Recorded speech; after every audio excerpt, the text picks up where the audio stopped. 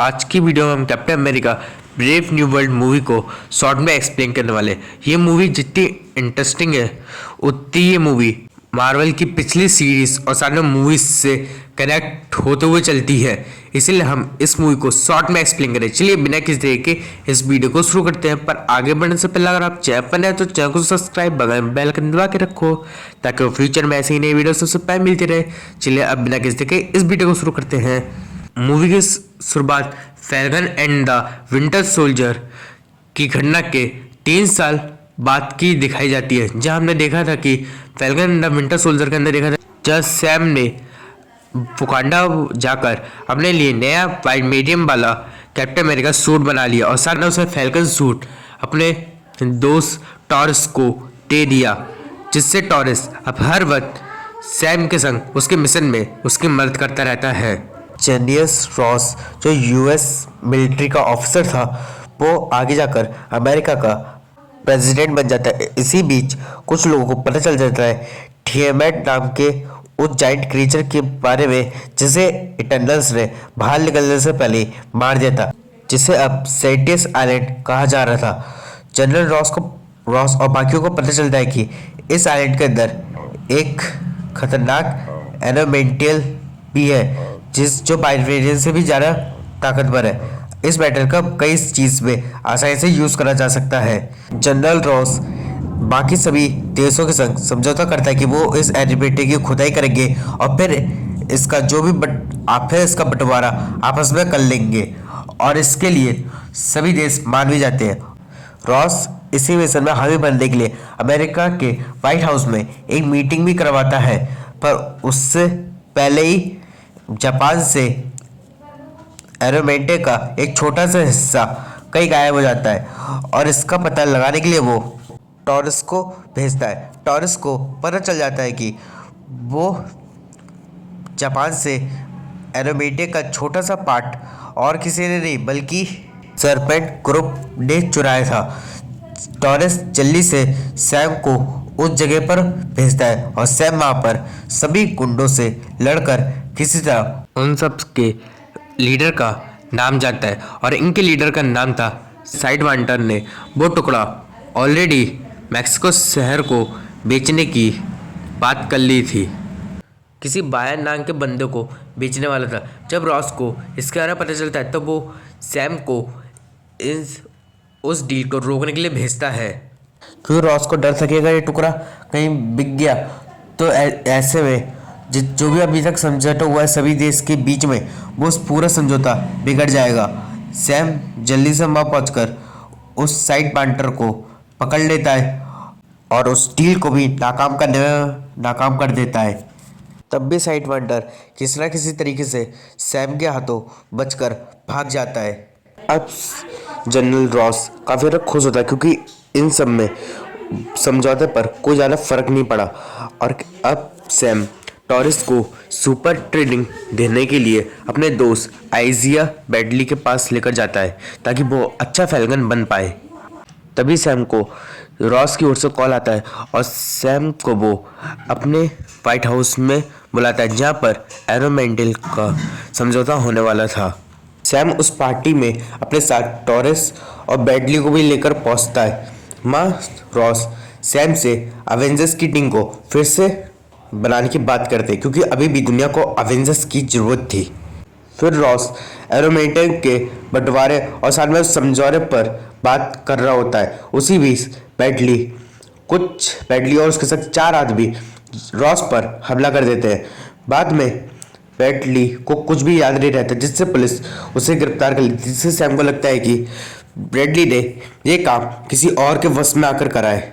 Sam Ross से मिलने जाता है और बताता है कि वो इस केस की छानबीन अपने तरीके से करना चाहता है, पर रॉस इन सब के लिए मना कर देता है क्योंकि ये हमला सैम के दोस्त ब्रैडली ने करा था, और साथ में रॉस अवेंजर्स की टीम को वापस बनाने का प्लान भी कैंसिल कर देता है क्योंकि अब उस पर हमला होने के कारण इन सब से उस समझौते पर काफ़ी ज़्यादा फर्क आ गया था। अब रॉस अपने असिस्टेंट रूथ बैटसेरा को इस इन्वेस्टिगेशन के लिए भेजता है।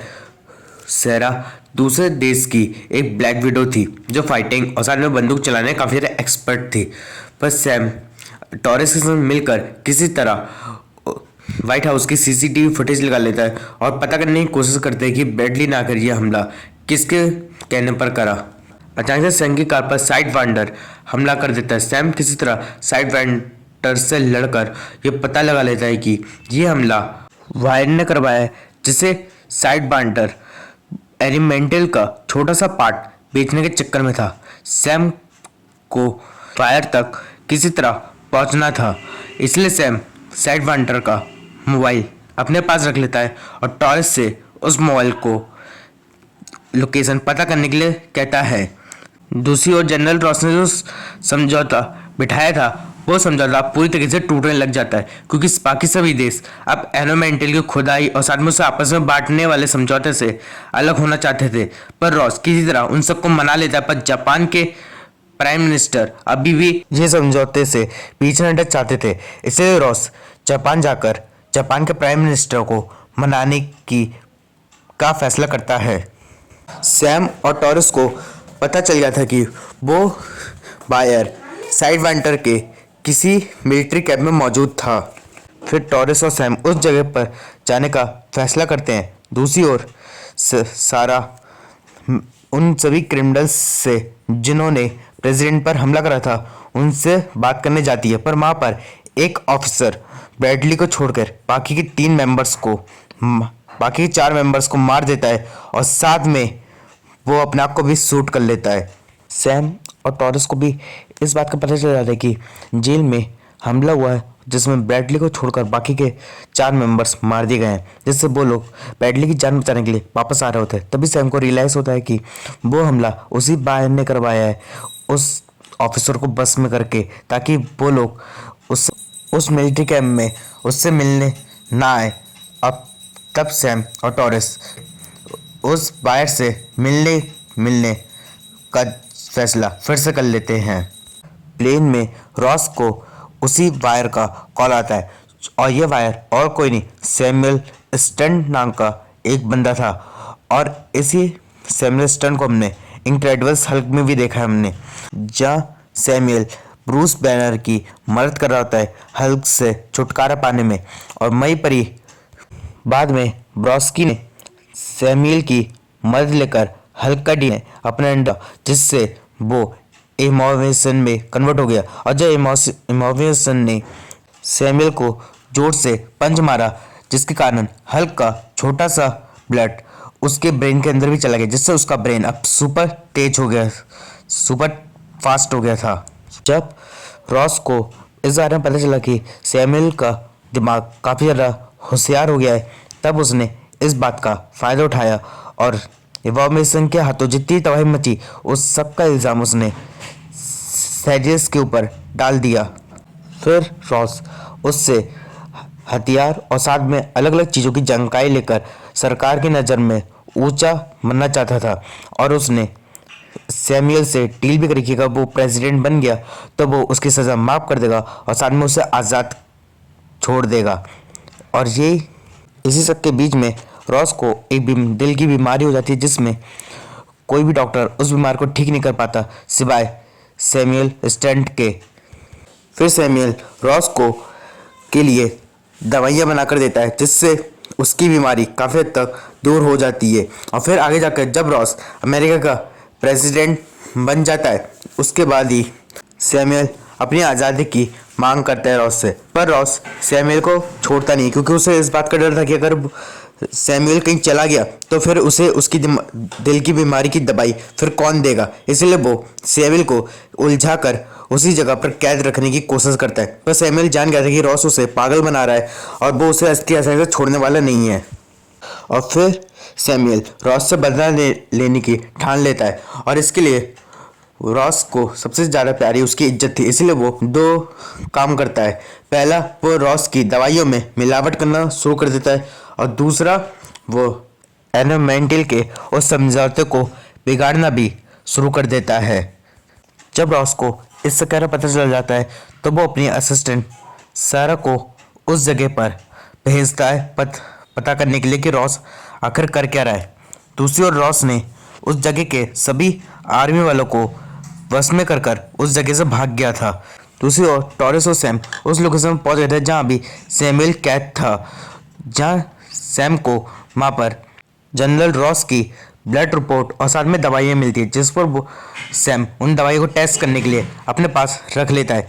तभी वहाँ पर सैमुअल आता है और सैमुअल बताता है कि कैसे रॉस ने उसका इस्तेमाल करा, इसलिए अब वो रॉस को बर्बाद करके ही छोड़ेगा।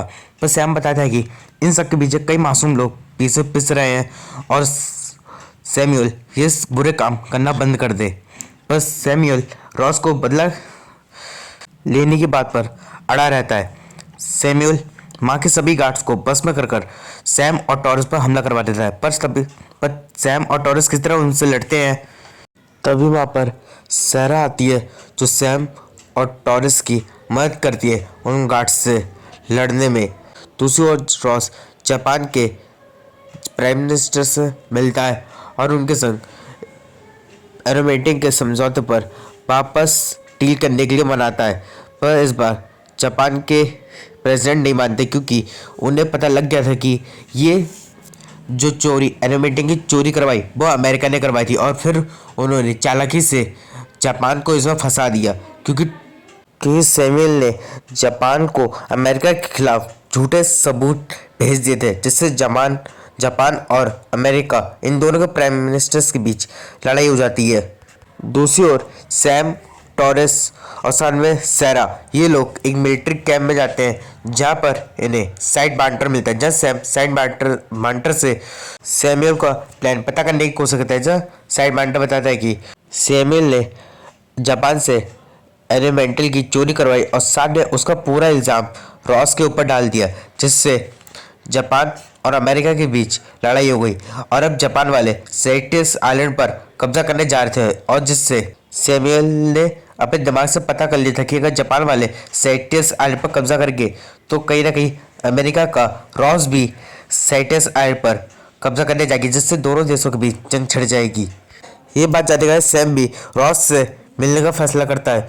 दूसरी ओर जापान वाले अपने शिप और प्लेन्स फाइटर जेट्स लेकर सेस्टियल आइलैंड पहुंच चुके थे।